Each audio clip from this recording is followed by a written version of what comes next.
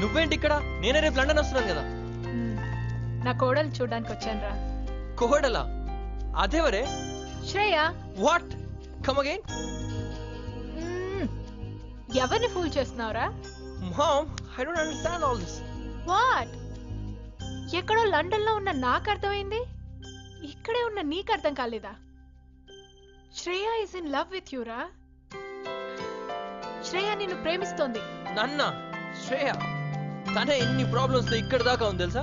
తనే నీ మీద ప్రేమలో ఇక్కడ దాకా ఉంది తెలుసా? ఏంటి నీకు చెప్పిందా?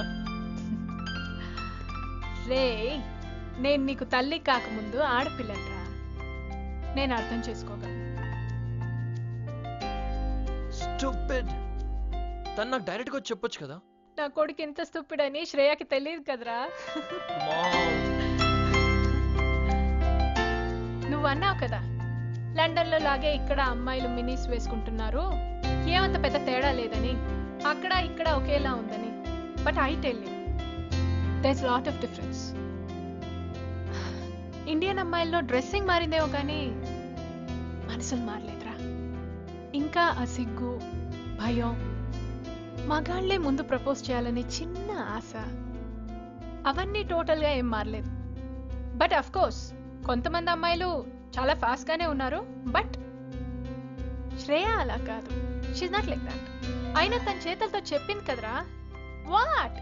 నీకోసం ఉప్మా చేసింది, నిన్నెంత ఏడ్పించింది, ఇలాగైనా నువ్వు ప్రపోజ్ చేయవా అని నీకోసం అమ్మాయిని హంటింగ్ కూడా చేసింది.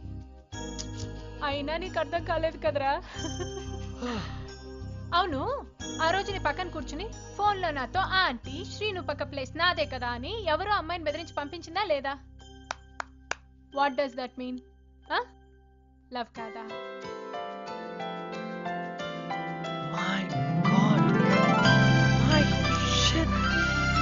What a fool I've been, Mom. చాలా అలిగా అర్థమైందిరా నీకు.